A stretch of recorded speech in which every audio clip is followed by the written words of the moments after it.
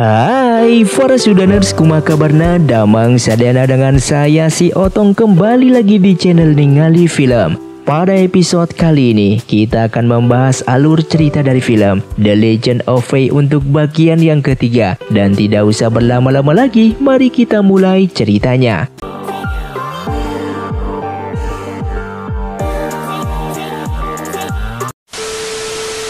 Film pun dilanjutkan dengan mereka bertiga yang mulai melakukan perjalanan kembali untuk pergi ke klan Mizua. Setelah perjalanan yang cukup jauh, mereka pun memutuskan untuk beristirahat. Di sana Xion sedikit bercerita untuk menghibur Fei dan Suzu. Dan inilah awal cerita kenapa Xion tidak bisa menggunakan kekuatannya kembali. Namun sebelum bercerita, Xion tidak mengatakan kalau itu merupakan kisah hidupnya, melainkan kisah orang lain yang ia baca dari buku. Ketika di masa lalu, yang mana Xion yang masih remaja mendapatkan tugas dari kerajaan untuk mengumpan musuh agar bisa keluar dari tempat persembunyian.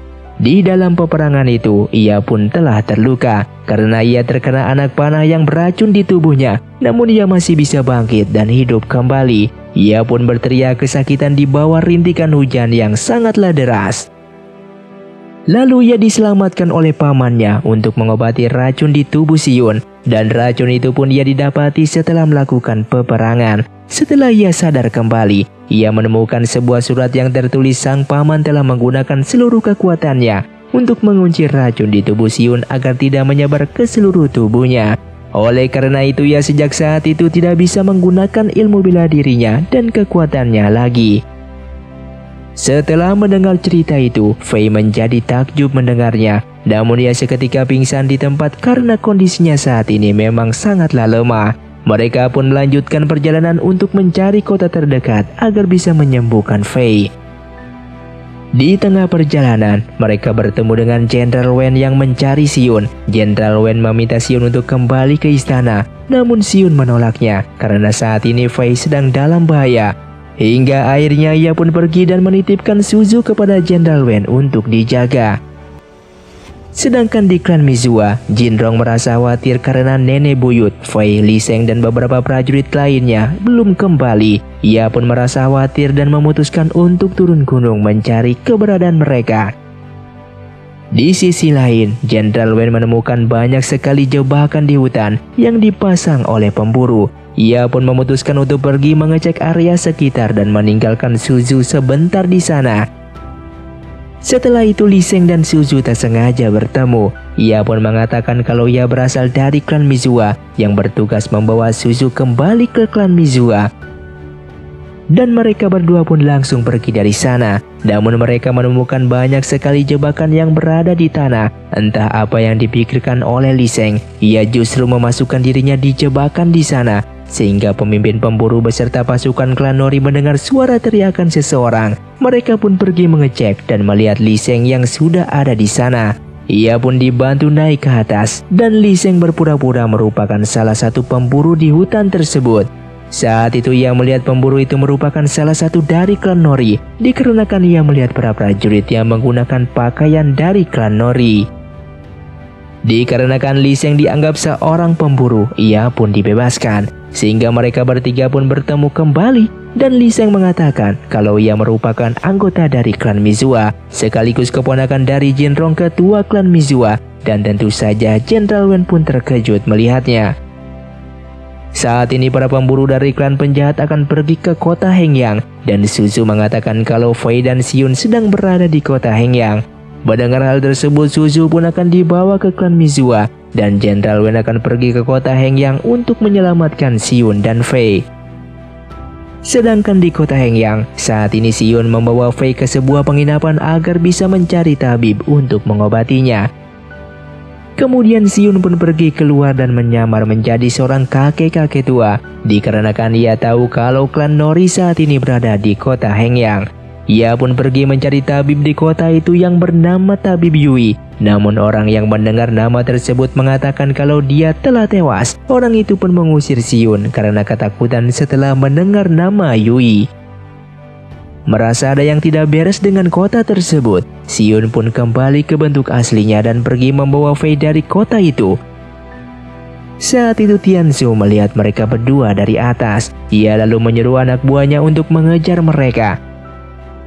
Xion yang merasa klan Nori mengikutinya, lalu masuk ke dalam sebuah tempat penginapan yang sedang diselenggarakan sebuah acara opera, agar mereka berdua bisa bersembunyi di sana. Singkatnya, Xion bertemu dengan pemilik penginapan tersebut. Di sanalah Xion meminta bantuan untuk menyembuhkan Fei, sambil mengatakan kalau Fei merupakan anak dari seorang pemimpin klan Mizua yang bernama Jinrong. Mendengar hal itu, ibu pemilik penginapan merasa terkejut yang ternyata ia mengenali Jinrong. Ia pun segera menyuruh pelayannya untuk memberikan kamar yang terbaik untuk mereka berdua. Kondisi Fei saat ini semakin memburuk dan Fei merasakan dingin di seluruh kujur tubuhnya. Xion lalu memeluknya agar memberikan kehangatan untuk Fei. Lalu pelayan di sana mengatakan memiliki beberapa obat yang mungkin bisa untuk menyembuhkan Fei, dan Xion pun bergegas pergi untuk mengecek beberapa obat di sana. Ternyata ibu pemilik penginapan tersebut saat dulu diselamatkan oleh Li Xiu, kakek dari Fei. Demi untuk membalaskan budinya, ia pun akan berupaya untuk menyembuhkan penyakit Fei. Di malam harinya, Xion menjadi panik karena Fei telah menghilang dari kamar. Ia pun mencari ke sana kemari dan ternyata Fei sedang santai di luar. Xion menjadi marah kepadanya karena Fei keluar dari kamar. Ia merasa khawatir kalau terjadi apa-apa dengannya, dan Fei yang masih lemah pun pada akhirnya pingsan kembali. Di saat akan dibawa kembali ke kamar, mereka bertemu kembali dengan ibu pemilik penginapan dan mengecek kesehatan Fei yang semakin parah. Fei lalu dibawa masuk untuk segera diobati, dan Fei diberikan tenaga dalam oleh ibu pemilik penginapan agar bisa menyembuhkan penyakit Fei saat ini. Namun saat itu mereka didatangi oleh Tiansu. Tiansu datang ke sana dengan alasan ia ingin melihat ibu pemilik penginapan membawakan sebuah opera, karena tempat itu merupakan tempat sebuah pertunjukan tarian opera. Tentu saja Tiansu tidak memiliki niat untuk melihat pertunjukan opera tersebut, melainkan ia ingin bertemu dengan Xion dan Fei yang sedang ia cari. Asalkan ibu tersebut memberikan mereka berdua, Tiansu tidak akan menghancurkan tempat penginapan itu. Tentu saja, permintaan itu pun ditolak mentah-mentah oleh ibu pemilik penginapan. Dan terlihat seluruh pelayan dijadikan sandera oleh Tiansu dan memaksa Nyonya Yun untuk mengatakan keberadaan Fei dan Xion. Namun tetap saja bersikeras mengatakan kalau ia tidak tahu keberadaan orang yang dicari mereka. Melihat keseriusan Nyonya Yun, pada akhirnya Tiansu pun melepaskan para pelayannya dan pergi dari sana. Setelah itu Xion sangat berterima kasih kepada Nyonya Yun karena sudah berani melawan Tiansu untuk menyembunyikan dirinya bersama Fei. Dan keesokan harinya, Fei pun sudah terlihat membaik. Xion memberikan perhatian lebih kepadanya sambil mengecek tubuh Fei, dan hal tersebut membuat Fei merasa tersanjung karena mendapatkan perhatian dari Xion. Di saat malam hari, Xion memberikan pakaian khusus wanita kepada Fei karena sejak pertama bertemu Fei selalu memakai pakaian pendekar. Dan Fei pun menjadi malu karena mengenakan pakaian tersebut, dikarenakan ia sama sekali tidak pernah menggunakan pakaian wanita, dikarenakan Fei sangatlah cantik. Xion lalu menariknya untuk merapikan rambut Fei supaya agar bisa terlihat semakin cantik, dan Fei pun menjadi tersipu malu melihat tingkah lakunya itu. Kembali ke mereka berdua, di saat mereka sedang makan, mereka mendengar para pengunjung membicarakan Fei. Berita mengenai Fei pendekar yang berhasil membunuh Tianjin telah tersebar luas. Mereka semua menganggap Fei sangatlah kuat, namun di sisi lain mereka menganggap Fei merupakan orang tua. Mustahil seorang anak muda bisa mengalahkan salah satu petinggi klan Nori. Tanpa mereka semua sadari, Fei pun berada di sana. Dan Xion seketika tertawa mendengar cerita dari pengunjung tersebut, sehingga Fei hanya bisa kesal dan meninggalkan kedai itu. Singkat cerita, keesokan harinya, Lian dan Paman Ma berhasil bertemu dengan Fei dan Xion. Mereka pun mengobrol di sebuah kedai dan akan kembali ke klan Mizua. Namun saat ini Suzu sedang bersama dengan Li Sheng yang saat ini mereka belum tahu posisi mereka, di mana mereka pun berdiskusi untuk menemukan keberadaan mereka berdua terlebih dahulu sebelum kembali ke klan Mizua. Sedangkan di malam harinya, Xion dan Fei mengobrol satu sama lain. Karena saat ini mereka telah hampir tiba di klan Mizua, berarti Xion sudah tidak memiliki hak untuk membantu Fei lagi. Ia pun bingung harus pergi kemana lagi karena saat ini ia sudah tidak memiliki tempat untuk menginap. Fei yang mendengar hal itu pun mengajak Xion untuk kembali bersamanya di klan Mizua. Dan tentu saja Xion pun tidak menolak karena ia memang ingin bersama dengan Fei. Lalu Paman Wei pun memanggilnya sambil mengatakan kalau Lian telah hilang dari kamarnya. Fei dan Xion dengan cepat turun ke bawah untuk mencarinya. Namun Fei melihat Lian sedang bertengkar dengan seorang pria yang baru ia temui di kota itu. Dan mereka berdua pun terlihat akrab satu sama lain. Dari kejauhan, Fei pun hanya terdiam sambil tersenyum. Ia pun pergi dari sana. Lalu Xion mengatakan kalau ia memiliki sebuah tempat yang bagus. Ia pun menarik Fei untuk mengajaknya pergi ke sana. Lian pada akhirnya bertemu dengan Li Sheng. Ia menjadi senang melihat kakaknya masih hidup dan mereka pun menemui Paman Ma sambil membawa Suzu yang merupakan anak Jenderal Luo yang harus mereka selamatkan. Setelah semuanya telah kembali, Paman Ma memutuskan untuk kembali ke klan Mizua esok hari. Di klan Mizua saat ini, Kodan yang merupakan guru di klan Mizua telah berkhianat dan membunuh Tetua Yu agar ia bisa mematikan mekanisme jebakan di Sungai Shimo. Sedangkan Xion dan Fei yang sedang menikmati bulan purnama merasa ada yang aneh di klan Mizua karena klan Mizua saat ini sudah berada tidak jauh lagi. Kodan yang ternyata mata-mata dari klan Nori yang selama ini berpura-pura menjadi guru klan Mizua. Dikarenakan Jinrong sedang tidak berada di klan Mizua, ia beserta pasukannya berniat untuk menghancurkan dan mengambil alih klan Mizua bersama klan Nori. Di sana juga ada ketua pemberontak yang berasal dari klan Nori yang sudah bersiap siaga untuk menyerang. Satu persatu pasukan klan Mizua dihabisi oleh prajurit klan Nori. Namun salah satu pasukan berhasil melemparkan pedangnya tepat ke sebuah gong, sehingga gong itu pun berbunyi keras. Para petinggi klan Mizua mendengar bunyi gong tersebut yang menandakan adanya pertanda bahaya. Keesokan harinya, Fei, Li Sheng, Xion dan anggota klan Mizua lainnya telah tiba dan mereka melihat para pasukan telah tewas terbunuh di sana. Mereka pun menyadari ada penyusup yang masuk ke wilayah mereka. Mereka pun sepakat untuk melawan para penyusup itu dan menyuruh Lian membawa Suzu kembali ke klan Mizua terlebih dahulu. Sedangkan Kodan di saat itu bertemu dengan ketua pemberontak beserta pasukan klan Nori dan misi mereka secara perlahan mulai berhasil untuk menghancurkan dan mengambil alih klan Mizua. Kemudian pasukan klan Nori akhirnya bertemu dengan para petinggi sekaligus pasukan klan Mizua di perjalanan. Para petinggi merasa heran kenapa klan Nori bisa melewati Sungai Shimo. Tak lama kemudian Kodan pun menampakkan diri. Akhirnya mereka pun tahu kalau Kodan merupakan mata-mata dari klan Nori. Sesaat Kodan mengatakan kalau ia telah membunuh Tetua Yu, maka dari itu Sungai Shimo bisa dimasuki klan Nori. Mendengar hal itu, Fei pun menjadi murka dengannya. Ia yang akan menyerang Kodan ditahan oleh Xion sambil mengatakan untuk tidak bertindak gegabah. Dan salah satu petinggi klan Mizua pada akhirnya turun tangan untuk melawan ketua pemberontak dari klan Nori, sehingga pertarungan sengit pun terjadi. Kodan yang bertindak curang dengan melemparkan jarum beracun. Fei dengan sikap menghindari jarum tersebut dan jarum itu pun hampir saja mengenai Xion. Dan beruntungnya Xion dengan sigap menahan jarum tersebut dengan bilah bambu yang dipegangnya. Belum cukup sampai di situ, Kodan juga menyiapkan pisau di sepatunya agar bisa membunuh Fei. Sesaat pisau di sepatunya itu terbelah dua akibat tebasan dari pedang Fei dan pertarungan pun berakhir imbang. Dan ternyata semuanya ini hanyalah jebakan yang sudah dibuat oleh Kodan beserta ketua pemberontak tersebut. Ketua pemberontak mengatakan kalau saat ini pasukan klan Nori telah menyerang para penduduk di klan Mizua dan menyerang dari segala sisi. Kodan lalu berbicara, ia melakukan pengkhianatan dan menjadi mata-mata karena ia ingin mengambil gelang Haitian yang ia ketahui pasti berada dengan Jinrong. Sedangkan prajurit klan Nori yang sedang memasang jebakan dibunuh oleh pasukan klan Mizua secara diam-diam. Ternyata Li Sheng telah memimpin pergerakan pasukan tersebut untuk membasmi klan Nori. Mereka pun menghancurkan kawat jebakan di sana. Di sisi lain, Kodan mengatakan kalau barang keramat itu memiliki 3 jenis. Salah satunya gelang Haitian yang ia yakini pasti bersama dengan Jinrong. Kemudian barang keramat yang kedua berada dengan Jenderal Luo, ayah dari Suzu, dan barang keramat yang ketiga berada dengan keluarga Ho. Sedangkan di gerbang klan Mizua, Lee Seng beserta pasukan sedang menghentikan pergerakan klan Nori agar tidak bisa masuk lebih dalam lagi, dan pertarungan sengit pun terjadi di antara dua kubu.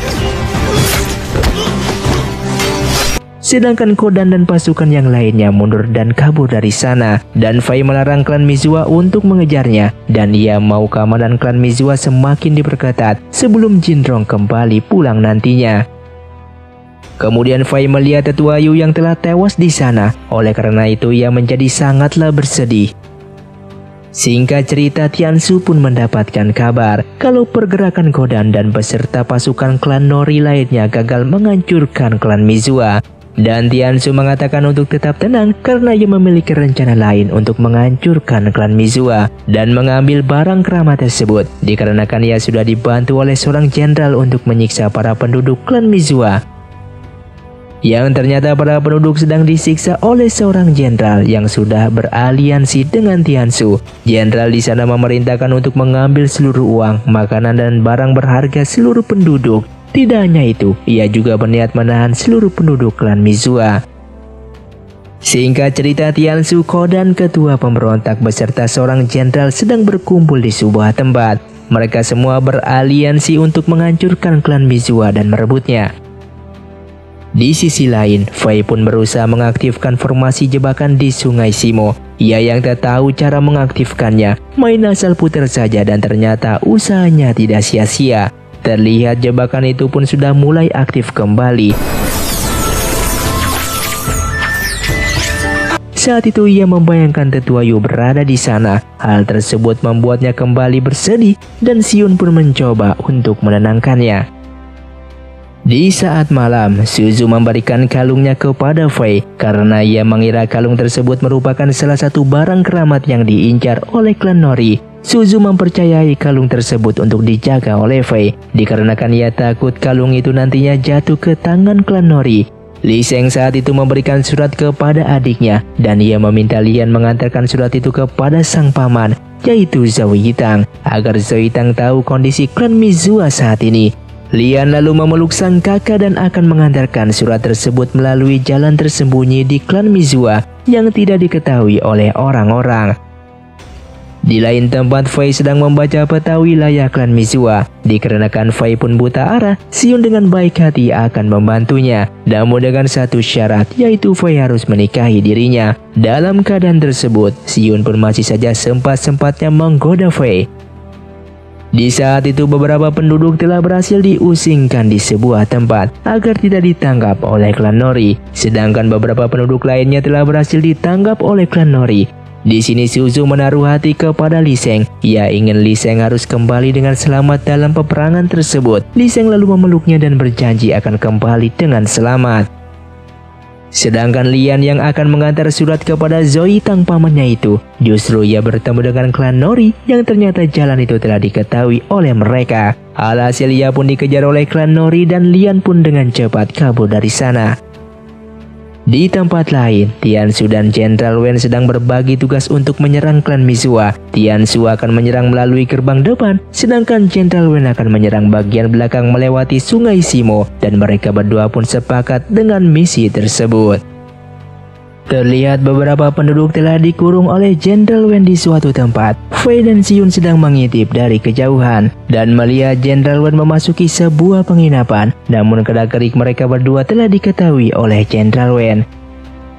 Di dalam, Jenderal Wen meminta Kodan untuk melindunginya karena jenderal ini sangatlah lemah. Ia takut orang-orang klan Mizua menyerangnya dan Kodan dengan siap akan melindunginya. Sang jenderal pun mengatakan ia tak ingin melihat Kodan mengkhianati dirinya saat dulu dan ia tak mau hal tersebut terulang kembali. Saat itu Xion dan Fei pun berpisah. Terlihat Xion mencoba mengecoh pasukan di sana agar mengejarnya. Dan dengan begitu Fei bisa masuk lewat belakang untuk menyelamatkan para penduduk yang telah dikurung. Para pasukan klan Mizua telah bersiap dan terlihat pasukan klan Nori telah menunggu di depan gerbang dan akan menyerang.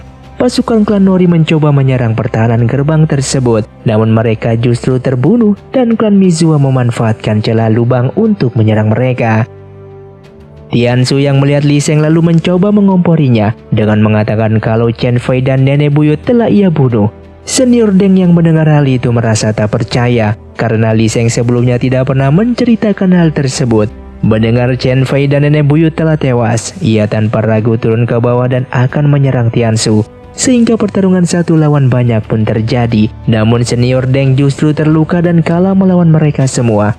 Lee Seng juga turun ke bawah untuk menyelamatkan seniornya itu. Karena hal itu gerbang mereka memiliki celah, klan Nori dengan mudah mendobrak gerbang tersebut dan masuk ke dalam. Saat itu seniornya memberikan sebuah plakat untuk menjaga garis depan dan menyerahkan kepada Lee Seng untuk dijaga dan pada akhirnya ia pun tewas di sana. Kemudian pasukan klan Mizua menyerang dengan mesin panah, namun panah itu tidak mempan kepada klan Nori. Dan secara perlahan Tianshu beserta anak buahnya pun mulai maju ke depan. Saat itu Lee Seng menyuruh pasukannya untuk segera mundur agar bisa menjaga pertahanan garis kedua. Sedangkan ia akan menempatkan beberapa minyak tanah yang sudah disiapkan di jembatan itu. Dan Lee Seng tanpa ragu menembakkan panah berapi agar tempat itu meledak. Tianshu pun menyuruh anak buahnya untuk mundur dari sana. Hingga pada akhirnya jembatan itu pun meledak. Lee Seng lalu melompat ke pinggir jurang akibat ledakan tersebut. Sedangkan di perjalanan, Lian tidak sengaja bertemu dengan Yang Heitan. Lian memohon untuk membantu kakaknya, yaitu Fei dalam menghadapi klan Nori yang saat ini menyerang klan Mizua. Pada awalnya Yang Heitan tidak mau karena ia khawatir kepadanya. Namun dikarenakan Lian terus mendesak, hingga pada akhirnya Yang Heitan setuju untuk membantunya. Sedangkan di saat malam, Fei dan Xiun terus saja mengawasi penginapan Jenderal Wen karena mereka berdua ingin menangkapnya supaya pergerakan Tianshu yang menyerang klan Mizua bisa dihentikan dan mereka pun mengawasi hingga esok hari. Saat itu Kodan terlihat keluar dari penginapan tersebut. Tidak hanya itu, ketua pemberontak dari klan Nori juga keluar dari sana. Oleh karena itu Xiun akan mengecoh ketua pemberontak tersebut agar bisa memberikan waktu buat Fei untuk menangkap Jenderal Urah. Di lain tempat, Xiun berhasil mengecoh ketua pemberontak yang kewalahan mengejarnya. Xiun seperti sebuah daun yang mudah sekali untuk melayang di udara. Ketua pemberontak pun menyadari kalau Xiun hanya mengalihkan perhatian. Ia pun teringat dengan Jenderal Wen dan pergi kembali ke sana. Terlihat Fei bertarung di sana dan berusaha mengalahkan pasukan tersebut. Tak lama kemudian Yang Heitan dan pasukannya datang ke sana untuk membantu Fei karena ia diminta oleh Lian untuk membantu klan Mizua. Hingga pada akhirnya Fei pun berhasil menangkap sang jenderal dan ia pun dengan cepat menyandra Jenderal Wen. Fei mengancam akan membunuhnya apabila Jenderal Wen tidak menarik prajuritnya untuk mundur sekarang. Jenderal Wen yang memang lemah akhirnya mengikuti perintah Fei dan menyuruh pasukannya untuk mundur segera. Kodan beserta ketua pemberontak hanya bisa menuruti perintah Jenderal Wen. Xiun akhirnya datang ke sana dan memberikan selamat kepada Fei yang telah berhasil menahan Jenderal Wen. Dan saat itu Jenderal Wen mengatakan di dalam hatinya ia seperti mengenal Xiun. Singkat cerita, klan Nori berhasil memasuki pertahanan garis kedua klan Mizua. Peperangan dan saling panah memanah pun terjadi. Sedangkan Lian saat itu telah berhasil menemui Jinrong dengan mengatakan kepada bibinya itu kalau klan Mizua diserang oleh klan Nori. Mendengar hal itu, Jinrong pun dengan cepat kembali. Di saat Tianshu memerintahkan pasukan untuk menyerang lebih dalam lagi, tiba-tiba ia mendengar bunyi suara trompet yang menandakan Tianshu beserta pasukannya harus mundur segera. Salah satu pasukannya pun mengatakan kalau saat ini Jenderal Wen telah disandra oleh klan Mizua. Tak lama setelah itu terlihat Fei dan Xiun telah kembali dan memang benar mereka telah menyandra Jenderal Wen. Kini misi mereka telah berhasil untuk menahan pergerakan Tianshu. Singkatnya, Fei mengatakan akan melepaskan Jenderal Wen asalkan Kodan diberikan kepada klan Mizua karena Kodan akan dihukum karena telah berkhianat. Kedua kubu pada akhirnya saling sepakat dan Fei secara perlahan menyerahkan Jenderal Wen kepada mereka. Namun siapa sangka Paman Ma juga berkhianat. Ia menyerang dari belakang dan Jenderal Wen akhirnya bisa dilepaskan. Paman Ma yang merasa bersalah karena telah berkhianat lalu menyerang Godan, namun dia justru dengan mudah dikalahkan.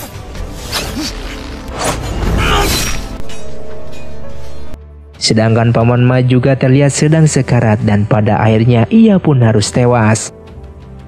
Saat itu Xion hanya bisa berdiri dan melihat peperangan tersebut, dan melihat Fei mati-matian melawan para penjahat. Xion akhirnya terpaksa menusuk jarum di lehernya untuk membuka aliran tenaga dalam miliknya agar ia bisa menggunakan kekuatannya kembali.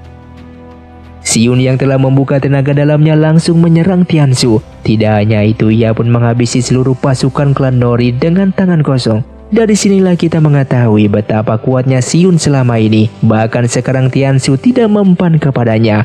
Dengan kelincahannya, ia pun berhasil menghindari semua pukulan yang dilayangkan oleh Tianshu. Kemudian Tianshu mengatakan jurus tersebut merupakan jurus tapak tuyun yang sangatlah legendaris. Xion lalu memberikan pedang milik Fei sambil mengatakan ia akan pergi bersenang-senang sebentar. Saat itu Fei masih terdiam karena ia merasa tak percaya kalau Xion selama ini yang dianggapnya lemah ternyata sangatlah kuat. Sedangkan Tianshu yang sekarat menyuruh pasukannya untuk mundur segera karena bala bantuan klan Mizua sudah datang ke sana dan Fei sudah kelelahan akhirnya pingsan di tempat. Xion dengan cepat datang membantunya. Tianshu yang akan kabur ditahan oleh Jinrong, bahkan tangan palsunya pun dipotong hingga putus oleh Jinrong. Karena sudah kalah telak, klan Nori pada akhirnya pergi dari sana.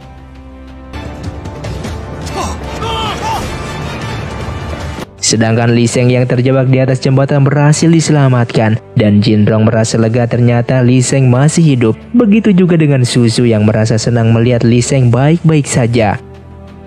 Singkat cerita, setelah peperangan telah selesai, Fei masih memikirkan kekuatan yang dimiliki oleh Xion yang telah membuat Tianshu sekarat. Ia pun teringat perkataan Tianshu mengenai jurus tapak tuyun. Setelah itu Xion datang ke kamarnya untuk menjenguk Fei. Ia ingin memastikan apakah Fei terluka atau tidak. Namun Fei lagi-lagi memandang Xion tanpa berkedip. Tingkahnya itu membuat Xion menganggapnya aneh. Saat ini banyak sekali pertanyaan demi pertanyaan yang ia lontarkan kepada Xion mengenai siapakah Xion sebenarnya. Namun ia tahu kalau ia menanyakan hal tersebut, Xion tidak akan mau menjawabnya dan akan mengatakan bohong. Namun tetap saja ia sangat penasaran kepada Xion. Kenapa selama ini menyembunyikan kekuatan aslinya dan berpura-pura lemah. Dan di saat itu Xion pun akan pergi. Fei mendekatinya dan memberanikan diri untuk bertanya. Namun belum sempat ia bertanya, Xion langsung membuatnya pingsan. Xion sengaja melakukan itu supaya tidak banyak bertanya lagi. Dan film pun bersambung. Terima kasih untuk kalian yang sudah menonton video ini sampai habis. Sampai jumpa di video selanjutnya. Saya pamit undur dari ningali film. Si Otong undur diri dan salam Sundaners.